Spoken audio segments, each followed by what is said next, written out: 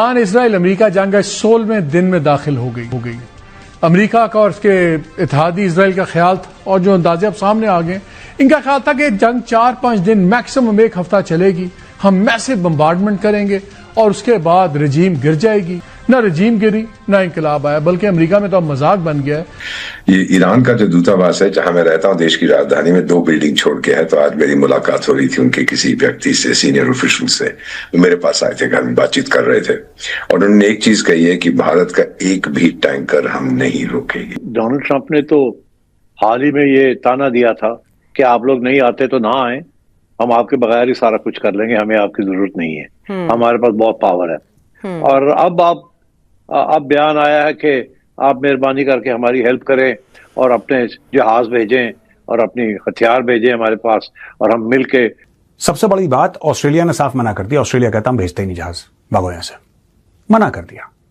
Japan ने मना कर दिया। जिनसे ये बोल रहा है ना कि तुम जहाज भेजो अपना, ये सबके देखिए, जिन जिन से अब मदद मांग रहा है उन सबके ऊपर मोटे मोटे टैरिफ लगा चुका है ये।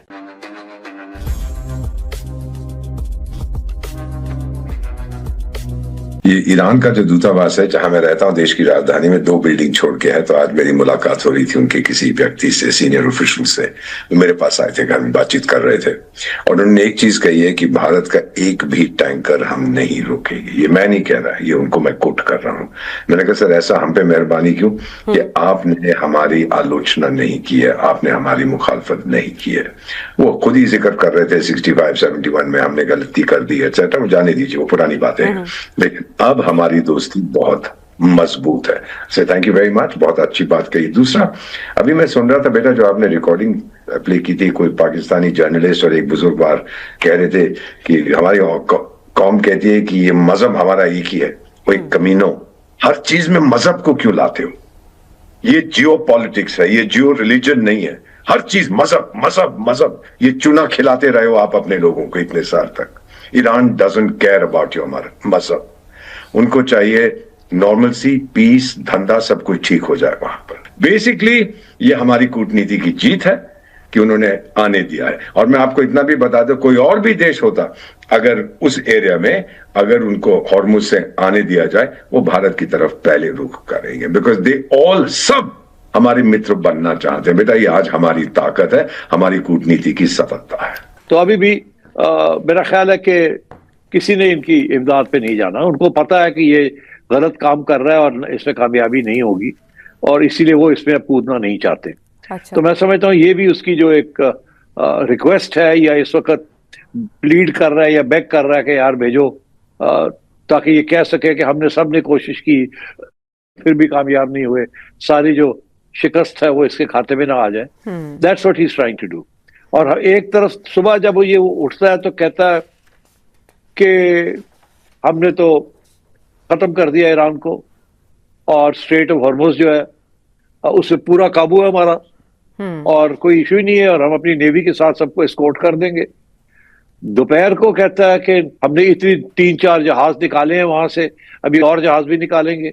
और शाम को कहता है कि हमें इमदाद की जरूरत है और आप हमें भेजें और हम मिल के कुछ करते हैं। इससे पहले ये अनाउंस कर चुका है कि जी हम वो जो जजीरा है खार्ज, उसको हम काबू कर लेंगे और हम करके और फिर बैठ जाएंगे। और अभी तक कोई कार्रवाई नहीं है। इसका ख्याल है कि ये 2500 मरीन भेज के और उसको काबू कर लेगा, ये गलत फहमी है उसकी। तो इस वक्त डोनाल्ड ट्रंप बहुत मुश्किल हालात को फेस कर रहा है और इसीलिए वो हाथ पैर मार रहा है। कभी वो कहता है कि मुझे तो डिफेंस सेक्रेटरी ने कहा, मुझे सेक्रेटरी ऑफ स्टेट ने कहा तो करें, मुझे ये खतरा था कि इजराइल ना कर दे तो फिर हम क्या करेंगे। मतलब हर रोज बयानिया बदलता है, हर रोज एक नया ड्रामा करता है, फिर उसके बाद रात को रिवर्स करता है गियर। और इसके जो साथी हैं एक एक करके इसका सारे अलायंसेस टूट गए। इसने सबके ऊपर ताने मारे हैं। और अब तो लेटेस्ट पोजीशन तो ये है कि जापान और साउथ कोरिया जो कि सबसे ज्यादा इफेक्ट हो रहे हैं। क्वाड के अंदर इंडिया और जापान तो सबसे मेजर लोग थे। इंडिया बिल्कुल तावन नहीं कर रहा है और जापान ने अब ना कर दी है। सबको इस बात का एहसास हो गया कि अमेरिकन पावर जो है इट्स ऑन द डिक्लाइन और अमेरिका अपने एलाइज को प्रोटेक्ट नहीं कर सकता। और ये सारा जो ड्रामा था वो अब एक्सपोज हो गया है। तो आई थिंक डोनाल्ड ट्रंप ने तो बिल्कुल जो कहना अमेरिकन पावर जो दिखाया है उसने मिडिल ईस्ट के अंदर, मिलिट्री माइट एक तरफ, और जो कामयाब नहीं हो रही, और दूसरी तरफ सियासी तौर पे सारे अलायंसेस टूट गए। सबको नजर आ गया कि ये हॉलो है और ये खोखला है, और अमेरिका हमारी कभी भी मदद नहीं करेगा अगर हमारे ऊपर कोई अजाब आए तो। And so they all American power जिसे कहते हैं रियलिटी में उसकी डिमिनिश हो गया बहुत ज्यादा। इंस्टेड ऑफ डोनाल्ड ट्रंप जो मुड़ के मारता है कि हमारा पावर बहुत ज्यादा है, हमारी मिलिट्री बड़ी स्ट्रांग है, हमारे पास ये जहाज है, हमारे पास वो जहाज है, हमने ये कर दिया, हमने इतने डिस्ट्रॉय कर दिए।